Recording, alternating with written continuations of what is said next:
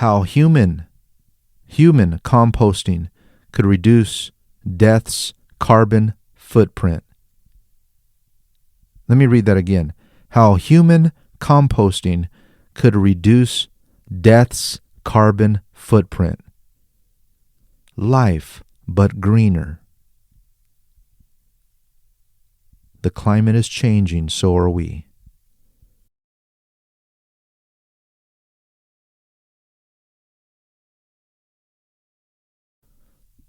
What is going on here? You probably know that composting banana peels and eggshells can help reduce your negative impact on the environment, but did you know that once you die, you can do that with your body too?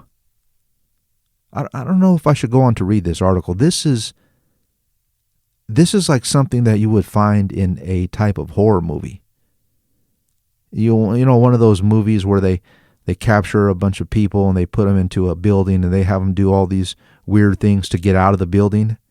Now, this is something that they would probably be tempted to do if they wanted to get out to one of their friends.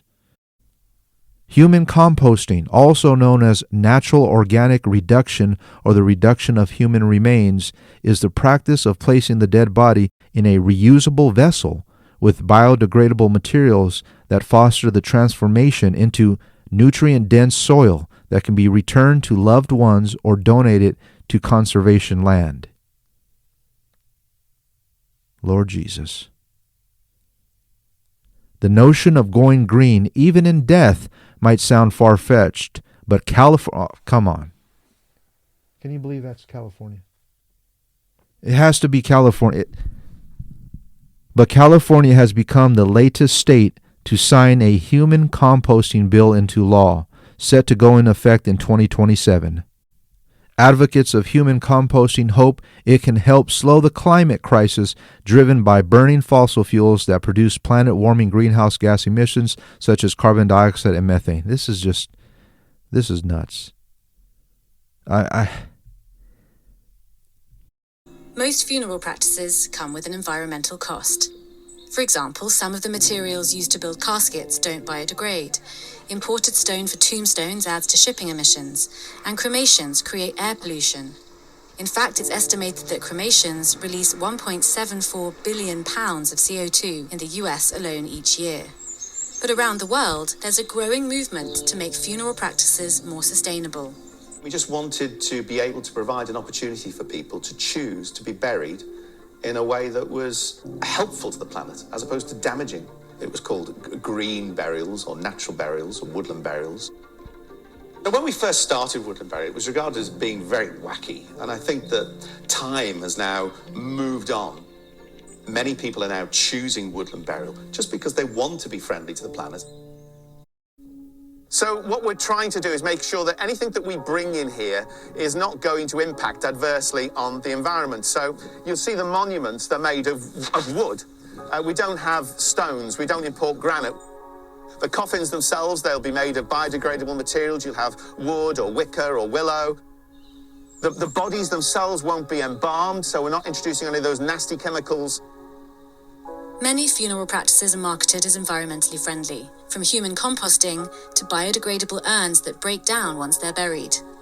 One of the greenest burials involves dressing the body in clothes made of natural fibers, foregoing embalming fluid, and using a natural biodegradable coffin made of local materials. More people may choose to be laid to rest in the way that is good for the planet.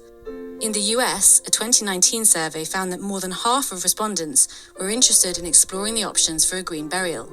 However, only 85 cemeteries in the US have been certified under the Green Burial Council. The movement is still young.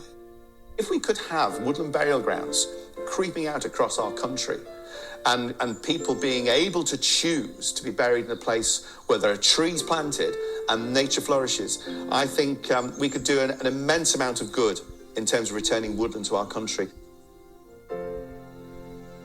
Tell us what you're doing to preserve the health of the planet for future generations. You heard it for yourself. If they want it, that's what they're going to get. They will probably bring forth this wicked agenda, and they already have in certain states and in California. But little do they know the irony of their little wicked motive and agenda is going to come right around to them like a boomerang. Jeremiah 7:32.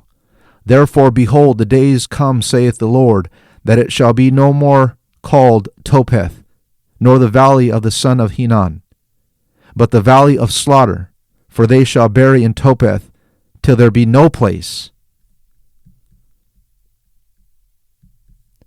And the carcasses of this people shall be meat for the fowls of the heaven, and for the beasts of the earth, and none shall fray them away. So if that's what they want, if they want to be human compost, let them be human compost, because there's going to be a time where the burials will be no more. They want to be human compost so badly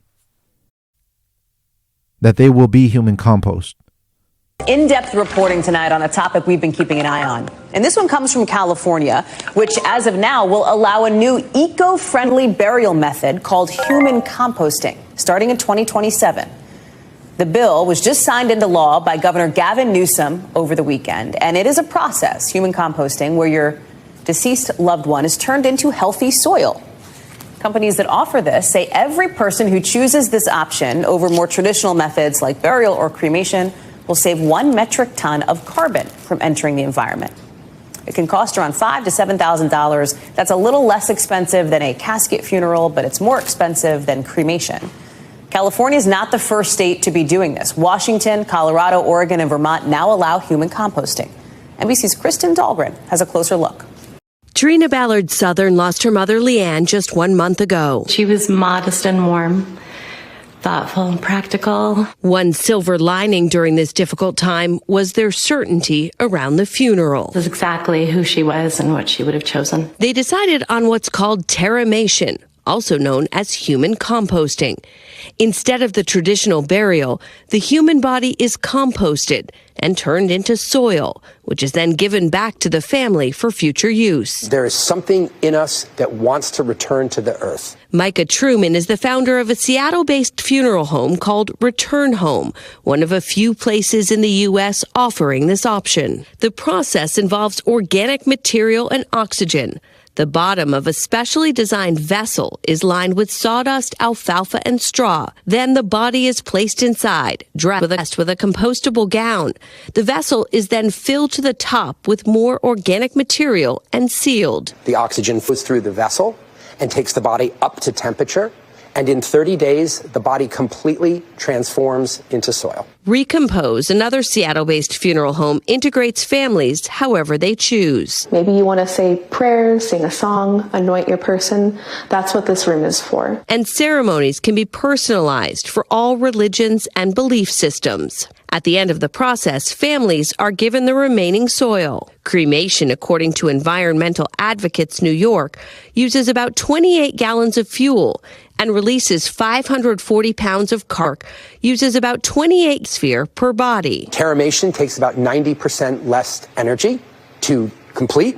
And when we're done, we have a material, soil, that can then be used to restart the cycle of life. Trina said she's found comfort in the terramation process and believes that through this option, her mother's legacy of caring for the environment can live on. This is Leanne. She would choose for herself and others to be mindful of the footprint that she left. And I'm hoping that this will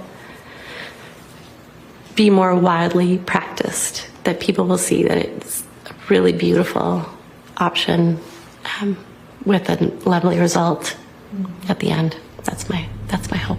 Kristen Dahlgren, NBC News.